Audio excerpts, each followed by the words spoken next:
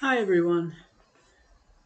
This is Anthony. I'm here for another session of learning English with uh, Anthony and some advice on how to improve your language vocabulary. Today, we're going to talk about the problematic words choose, chose, chosen, and choice.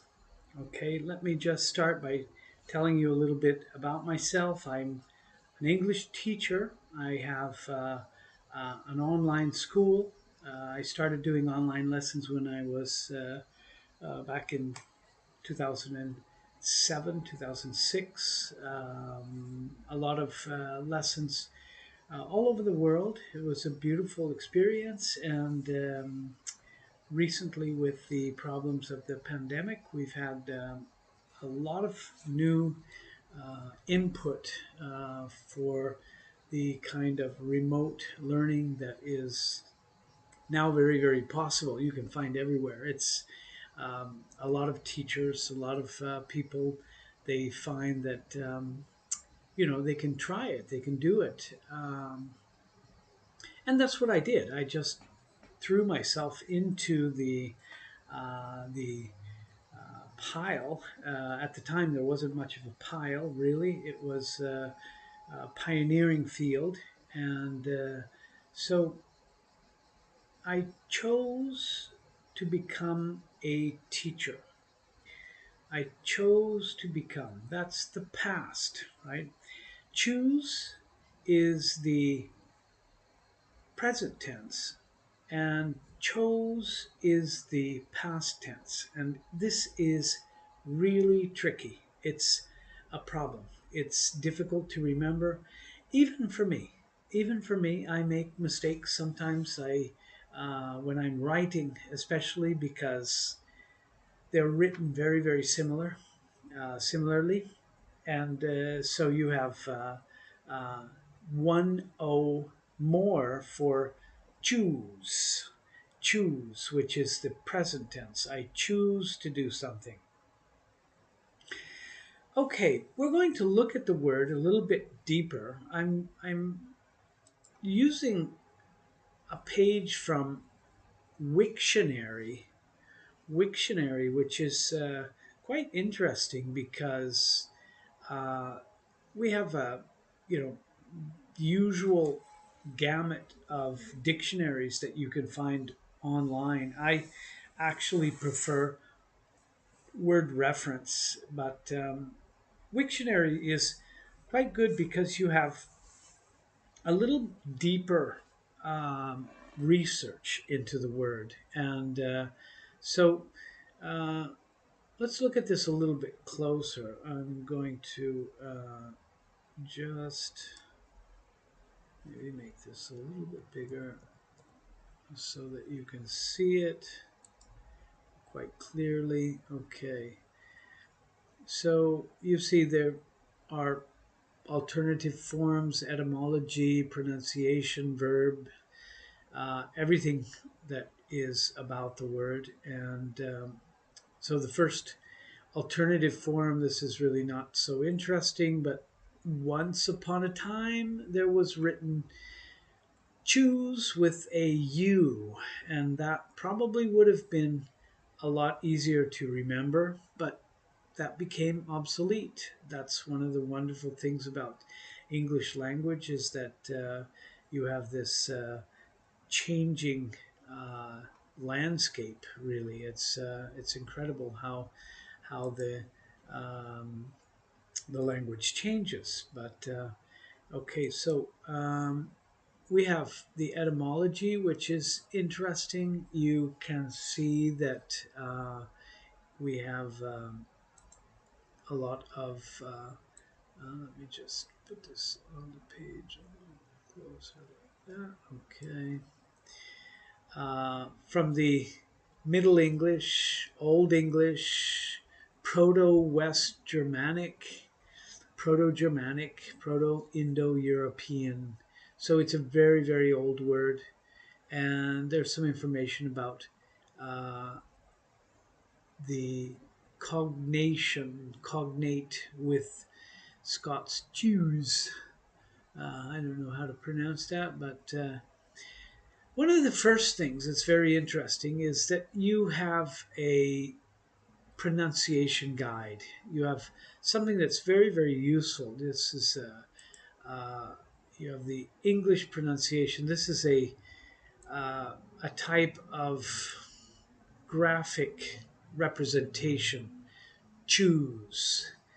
Then there is the IPA, which really is an excellent way to learn pronunciation. If you can learn these, there's a great website, my website, Virtuale. I'll leave that link in the bottom in the description so you can see that. Learn the IPA, it's really good. There's an audio. We can listen to the choose, audio. Yeah. choose, choose, Okay, a little information about that. It's not so interesting. And it rhymes with these words. Uh, ooze. So you have one syllable words like blues, booze, which is another word for alcohol, liquor, brews, third person singular of the verb to brew, he or she or it brews. We brew beer. You can also brew a lot of other things, but beer is probably the most common. Brews, just like the sound here, these two words are homonyms. Uh, Bruise, something that happens when you hurt yourself and your skin has a discoloration. Uh, Choose, this is actually a homonym. Choose and choose. You see, these two words are exactly the same. The pronunciation, choose. So you see, cruise. There's a lot of words that rhyme with this. Then you give two syllables. You see, if you're making poetry, you can overuse the word choose many times when you confuse the snooze. So you can play with that, and it's kind of interesting. You see that you have the homonym here with choose, and third person singular present simple. Choose. He, she, it chooses. The participle choosing. The simple past chose, or non-standard chose. Or choosed. Sorry, it's so non-standard that I don't even know how to pronounce it. Choosed. A choosed. I suppose some people might say that. I've never heard it, really. Not very common. Chosen, the past participle. And of course, if you can use this form as a non-standard participle, it will be also in the simple past. Choosed. Now colloquial, chose. Colloquial, I have chose something. I would not suggest that, but it's good to see that you have a source that says it's colloquial English. I have chose to do something. Uh, the meanings to pick, to make the choice. We'll look at choice a little bit later. I chose a nice ripe apple from the fruit bowl. And okay, so to elect, he was chosen as president. That's the passive form. To decide to act in a certain way, chose to walk to work. Okay, there's not really a lot of differences between these three meanings: to prefer, to wish, to desire. Basically, the first, to select, to pick, that's main the idea. This is a catenative verb that takes the to the infinitive. That's interesting. I chose to do something. You see, by learning this word, really learning it, you can understand that the catenative, catenative,